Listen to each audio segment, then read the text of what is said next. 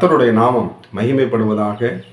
ஆண்டவரும் என் அருமை இரட்சகருமாகிய இயேசுவின் நாமத்தினாலே இந்த நாளுக்காக நான் கர்த்தரை ஸ்தோத்தரிக்கிறேன். நாம் கண்களை மூடி ஆண்டவராக இயேசு நம்மோடு கூட இந்த நாளிலே பேசும்படி கேட்போமா?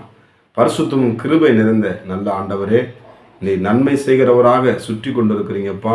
உங்களுடைய பிள்ளைகளுக்குள்ளே, உங்களுடைய வீடுகளுக்குள்ளே ஆண்டவனை உலாவி கொண்டிருப்பதற்காக சோதனை எங்களோடு கூட பேசும் இயேசுவின் நாமத்தின் பிதாவே, ஆமென். எடுத்து வாசிப்போம். நீதிமொழிகளின் புஸ்தகம் 12ஆம் அதிகாரம் அதில் 21ஆம் வசனத்தோட வாசிப்போம். நீதிமொழிகள் 12:21.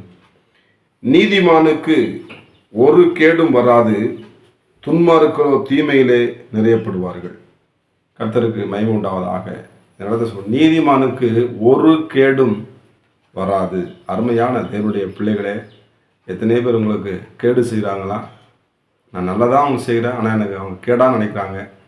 ஆமாம், சோதனம் அப்படின்னு நினச்சிக்கலாம். அருமையான தேவனுடைய பிள்ளைகள், இந்த கால நேரத்தில் ஆன்சர் உங்களுக்கு ஒரு தீங்கும் அணுகாதபடி பாதுகாக்கிற சர்வ வல்லமுள்ள ஆண்டவர் சொல்லுவார்.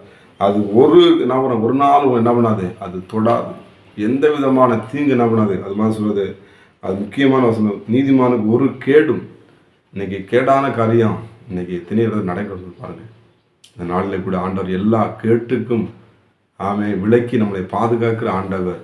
அதில் 2 வசனம் சொல்லுது பாருங்க. நீதிமொழிகள் 11ஆம் அதிகாரம் வசனம் சொல்லுது பாருங்க. நீதிமொழிகள் 11ஆம் அதிகாரம் 23 வாசிப்போம். 11:23. நீதிமானுடைய ஆசை தன் நன்மையை, துன்மார்க்குடைய நம்பிக்கையோ கோபாக்கினை முடிவு. 24 சொல்லுது, வாரி இறைத்தான் விருத்தி அடைவரும் உண்டு, அதிகமாய் பிசினித்தனம் பண்ணியும் வறுமையடைவரும் உண்டு. 25. உதாரண குணமுள்ள ஆத்துமா செழிக்கும், எவன் தண்ணீர் பாய்ச்சுகிறானோ அவனுக்கு தண்ணீர் பாய்ச்சப்படும். 26. தானியத்தை கட்டிக்கிறவனை ஜனங்கள் சபிப்பார்கள், விற்கனுடைய தலையின் மேல் ஆசீர்வாதம் தங்கும்.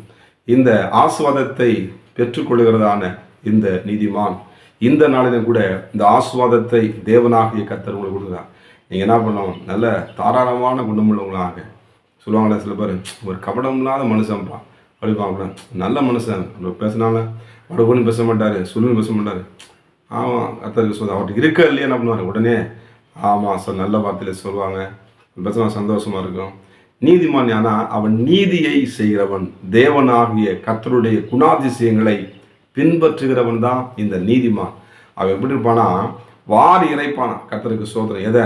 சந்தோஷத்தை வாரி இறைக்கிறது, நன்மைகளை வாரி இறைக்கிறது, மற்றவர்களுக்காக ஜெபம் பண்ணுவதில் அவன் என்ன பண்ணுறான்? ஒவ்வொரு நாளும் அற்புதங்களை செய்கிற ஆண்டவர் இந்த நீதிமான ஆண்டவர். அவனை என்ன பண்ணுறான்? செழிப்பாக்குகிற தேவன். அவனுக்கு ஒரு கேடும் வராது எழுதப்பட்டிருக்கு. அதே மாதிரி பார்த்தீங்கன்னா 11ஆம் அதிகாரம் அதில் வாசிங்க. 11ஆம் அதிகாரம் 21. கையோடு கை கோர்த்தாலும் துஷ்டன் தண்டனைக்கு தப்பான், நீதிமான்களுடைய சந்ததியை விடுவிக்கப்படும். பாருங்க, இந்த இடத்துல ஒரு கேடும் வராதுன்னு சொல்றாரு. இந்த இடத்துல அவன் சந்ததி என்ன பண்ணும்? விடுவிக்கப்படும். ஆண்டவராக இயேசு கிறிஸ்துவை நீங்கள் ஆண்டவரை இயேசு வார்த்தை கேட்டுக்கொண்டிருக்க அருமையான பிள்ளைகளே, நீங்கள் நீதி செய்யுங்க. இந்த நீதி செய்யுங்க. அநியாயம் செய்கிறான் மாஸ்டர், அவன் அப்படி பண்ணுறான் மாஸ்டர், அதெல்லாம் நீங்கள் பண்ணாங்க, நீங்கள் நீதி செய்யுங்க. ஆண்டவர் சொல்றாரு, நீதி செய்கிறவன் இன்னும் நீதி செய்யட்டும், பரிசுத்தமாகிறவன் இன்னும் பரிசுத்தமாகட்டும், அநியாயம் செய்கிறவன் இன்னும் அநியாயம் செய்ய, இதை நான் சீக்கிரமாய் வரேன் என்று சொல்ல ஆண்டவர்.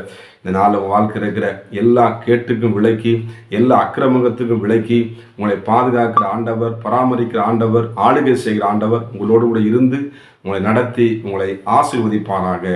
அவன் என்று சொல்லி நான் உங்களை வாழ்த்தி ஆசீர்வதிக்கிறேன். நன்மையும் கிருபையும் உங்களை தொடரும். அதனால எதற்குன்னு நீங்கள் பயப்படாதீங்க. வசனம் சொல்லுது, உங்களுக்கு ஒரு கேடும் வராது. அவங்க சொல்லுவாங்க எந்த கேடும் வராது. ஏன்னா இயேசு கிறிஸ்து உங்களை ஆசீர்வதிக்கிறார். இயேசு கிறிஸ்துவை நீங்கள் ஏற்றுக்கொண்டிருக்கிறீங்க. இயேசுனுடைய வார்த்தையை கேட்டுக்கொண்டு நீங்கள் போகும்போது வரும்பொழுது தான், இயேசுவே எனக்கு உதவி செய்ய, இப்படிப்பட்ட கேடு எனக்கு வருது, எனக்கு விடுதலை கொடுங்க ஆண்டவர் என்று சொல்லுங்க. ஆண்டுடைய சமூகத்தை தேடுங்க. ஆண்டவர் நிச்சயமாய் உங்கள் சந்ததிகளை என்ன பண்ணுவார்? உங்கள் குடும்பங்களை, உங்கள் ஊழியத்தில், நீங்கள் பண்ணுற பிஸ்னஸில், நீங்கள் செய்கிற வேலை செய்கிற இடத்துல எல்லா தீங்குக்கும் எல்லா இக்கட்டுகளுக்கும் விலக்கி உங்களை ஆஸ்வதிக்கிற ஆண்டவர் உங்களோடு கூட இருக்கிறார். கண்களை முன்ன ஜெபம். பரிசுத்தமும் கிருபை நிறைந்த நல்ல ஆண்டவரே, நீதிமானுக்கு ஆண்டவரே சோத்திரமப்பா. எத்தனையோ துன்பம் தான் கர்த்தரவனை விடுவிக்கிற ஆண்டவர்.